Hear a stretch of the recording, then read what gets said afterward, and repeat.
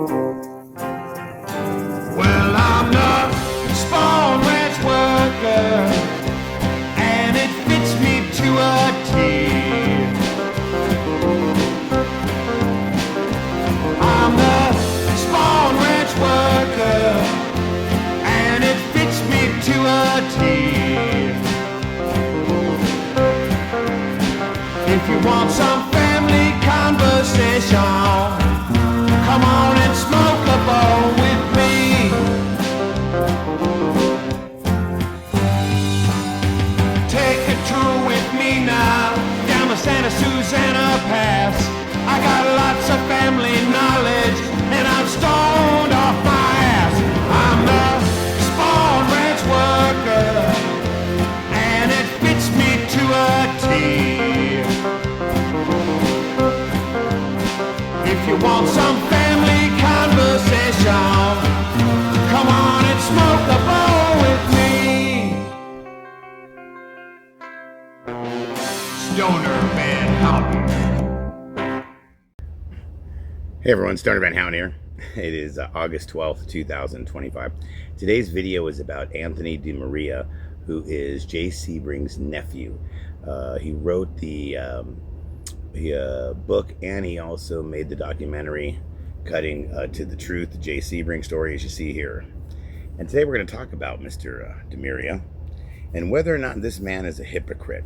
Now, I'm not saying he is or he isn't, but I'm just going to tell you some stuff, and then at the end of the video you can decide whether or not he is or he isn't.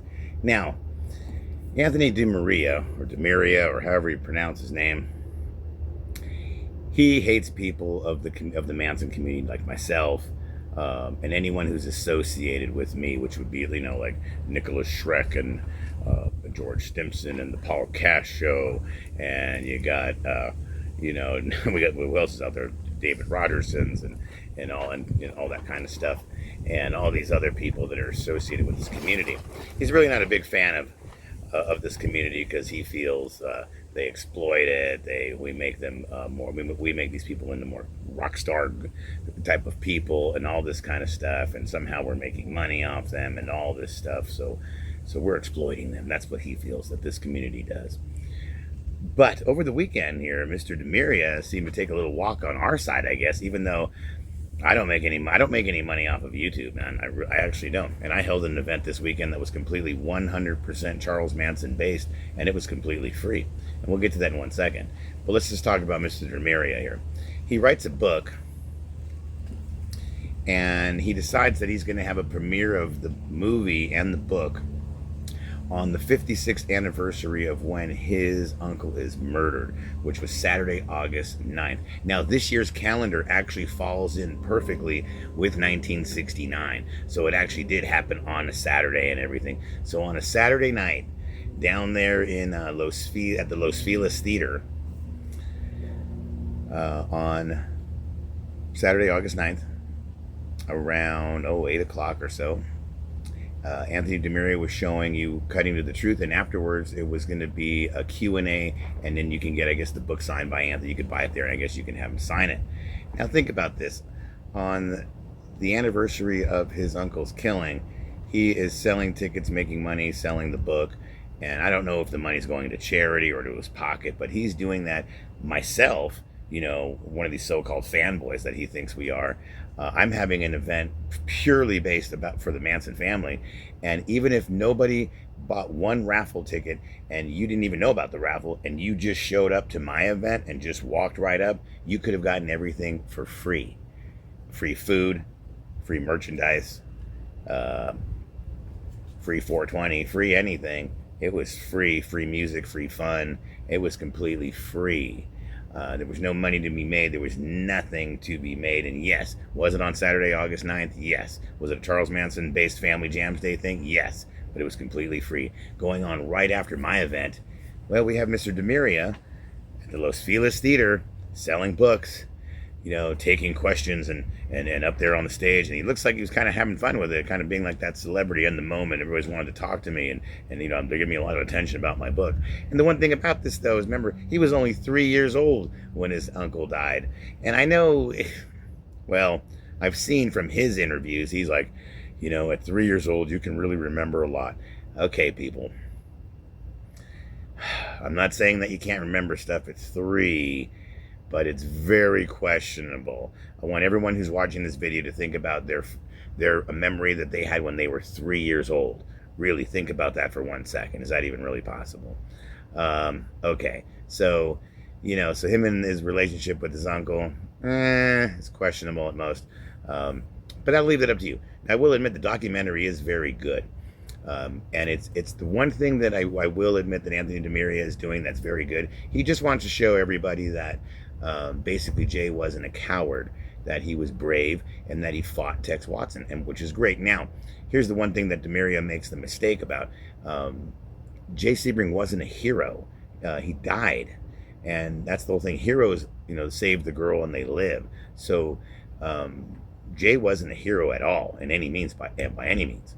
He was very brave, and he did the best he could against Tex Watson, 6'2", 200 pounds on methamphetamine. He has a gun and a knife, you know, and Jay's, you know, maybe smoked a little grass. And you know, come on, man, if you're going to put your money on who's going to win that fight, everyone's going to put it on Tex every single day. So, I mean, you know, Jay did the best he possibly could. He was very, very brave. And you could, you know, if you just look at the, and I've always said this throughout the years of doing this, you always have to look at the coroner's reports. By looking at the coroner's reports, that tells you a lot. That tells you more than anything. The coroner is like a detective, you know. So if you look at the coroner's report, you'll see Jay's hand. He fought, you know, this and they did the best he could, but you know, Tex was just smashing him in the face, smashing him in the face, and smashing him in the face, and this with the gun, whatever. Then he shoots him twice, I believe. You know, he shoots, you know, Parent 4 times. Then I think 4, 5, 6, 7, 8. Yeah, it was 9 bullets in the gun, and I think 1 bullet was left because I think it was Parent got 4, Jay got 1, and then Jay got 1, and then. That's right, and then Vortek got 2. So, in my opinion, DiMaria does a great job of proving that Jay was very brave and that he fought Tex, but he still got killed, and so did Sharon, so he wasn't a hero. But that's really all he's proven. Really, that's it. That's really Anthony DiMaria's big, you know, quest in all this, is just to show that, you know, he wasn't a coward. He didn't just bow down. He just give up, because that's what he thought for all this time, for the last 50 years.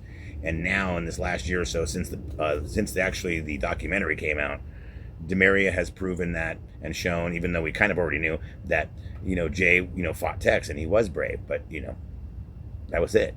You know, he still lost. He wasn't a hero.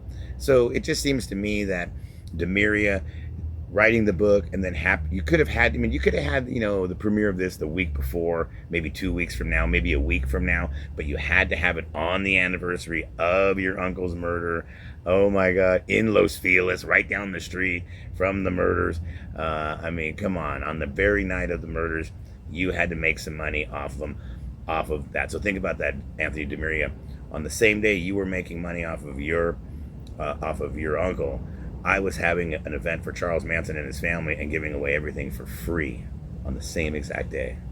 I want you to remember that. I want you to think that if you ever see this video. Stoner Van Hound here. I don't know, man. It's up to you. Just say in the comment box, what do you think? Is it right for Anthony DiMaria to make money, to have the fucking premiere on the 56th anniversary of his uncle's death? Was it right? Is he a hypocrite? Am I wrong? Am I a hypocrite? What's wrong? You just tell me in the link below. All right. Stoner Van Hound here. Another video. And pick up a copy of the book, man. It's actually really good. And watch the documentary. I think the documentary is probably better than the book, but whatever.